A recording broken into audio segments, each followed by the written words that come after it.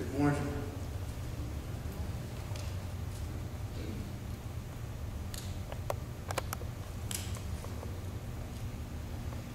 On behalf of my wife, Erin, my brother Joe and his wife Mary Ann, and our children, I'd personally like to thank all of you for being here today. Nano used to joke that all his friends were dead, but I don't think that that's true.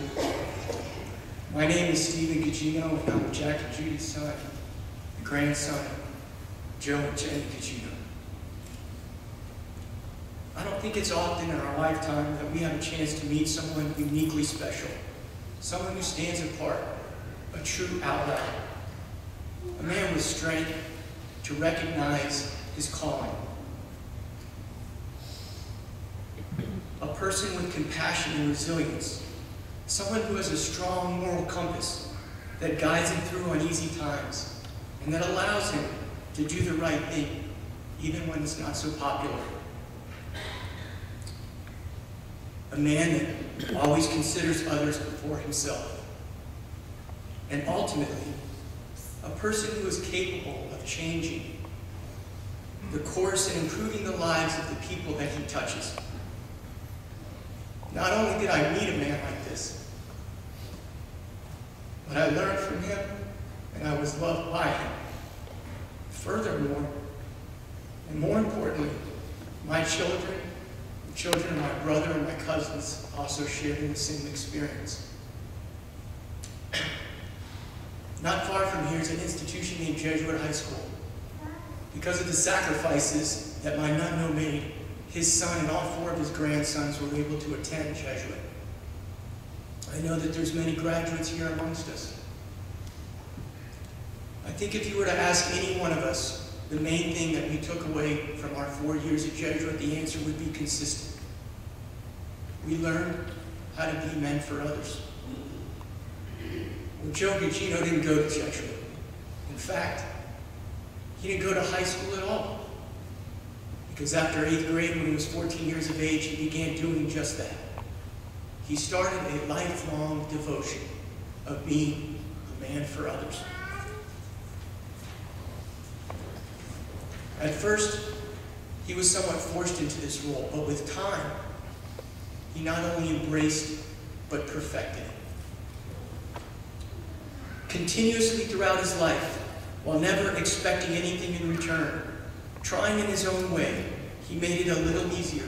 He made it a little better for the people that he knew. People have often asked me, how does your Nano do it? How does he stay so young? What's his secret? Is it the olive oil? Is it the fresh fruit that he has after every meal? I truly believe that the good Lord kept my Nano on this earth for so many years to give us, to give our children the opportunity to learn from such an amazing man. I'd like to share a few stories with you that will help me explain what my grandfather stood for and what it meant to me. The first one takes us back almost 5 years on the night of his 100th birthday. We gathered at Cafe Paradiso and had a nice family dinner, and throughout the course of the evening we went around the table and we talked about his entire life, decade by decade. It was truly an amazing account of events. And a day or two later, I sat with my Nano, as I often did, and I said, Nano, if you could go back to any point in your life, what would it be? He said, probably when I was 22 or 23. And this surprised me because I remember him describing what a difficult time, what uncertainty there was at that time. I said, Nano, why was that? He says, because I bought a cow. I said, now wait a minute. You've been on this earth for 100 years. You've seen world wars and men on the moon, been to incredible places and met fascinating people, and the most memorable part of your life was when you bought a cow. He said, well, you know, I was taking care of my family at that time, my brothers and my sister and my mom, and I was starting to make a little bit of money, and old man Carreno was selling a cow for $75. So I went down to speak with him, and he recognized me. He had known my father Giacomo and that he had recently passed, and he wanted to help me. So he sold me that cow and a calf for $65. I said, Nano, you got a heck of a deal. But you see, he tells me, I wasn't sure before that about the well-being of my family, but I felt that that was a turning point. I knew that day that I was going to be able to feed and provide for my family. You see, the most important thing in my Nano's life was not any personal accomplishment and not anything that he had done or been recognized for, but was the well-being of his family. He was a man for others. My final story is one that takes us back to 1997, the year that I was graduating from Tulane Medical School. My family and friends came to New Orleans for the celebration, including my Nano and Nana. In fact, I think it was the last trip that they took together. So we arrived in New Orleans, and my parents checked into a hotel in the French Quarter, and my Nano and Nana were in an adjoining room. The plan was for that night to go to Tony Angelo's home-style, all-you-can-eat Italian joint that many of you probably know.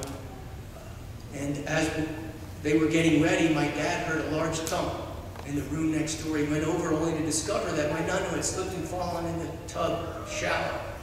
He said he was all right, so we went to dinner and we talked, and he didn't eat much. And for those of you who know Joe Gugino, he never met a plate of spaghetti and meatballs he didn't like. So when we got home, I said, no, let's play it safe. Let's take you into the ER and get things checked out. So we went, he and I, we sat there. Now it's about midnight, and we talked. I told him I was, I was president of my class and I was preparing a speech. And he gave me some pointers and had x-rays and lab work. And now at 2 or 3 in the morning, the doctor came in and informed us that Nano had broken 2 of his ribs and had a partially collapsed lung. So I said, no, they're going to admit you to the hospital for observation. I'm going to go do the graduation. I'll be back here in a couple hours. So I was addressing that day, giving my speech at the graduation. And I guess they tell you if you get nervous to look towards the back of the room, but I couldn't help it. I looked to see if I could find my family, and I did. And amongst them was a man with jet black, slick back hair and glasses, a proud look on his face, a sport coat, and an ace bandage wrapped around his chest. Because he wasn't going to miss that opportunity, or anyone for that matter, to support his family.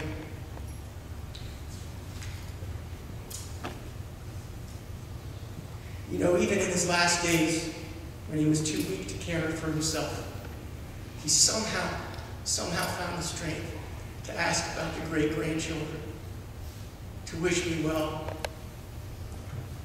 to tell me to be careful on my way to work, and to somehow lean forward and give me a kiss goodbye. I am saddened today, but I find great comfort, because when I look out there at you, I once again see my Nano. I see him in the eyes, and I see him in the hearts of each and every one of you. And I know, too, that we can be men and women for others.